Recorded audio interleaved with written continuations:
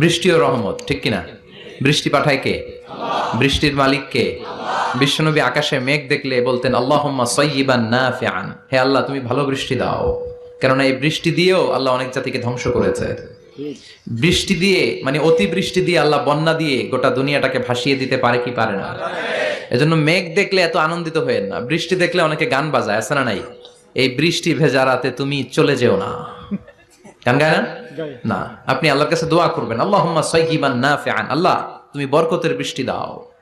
আল্লাহুম্মা গাইসান মুগীসান মারিআন মুরিআন নাফিআন গায়রা দার।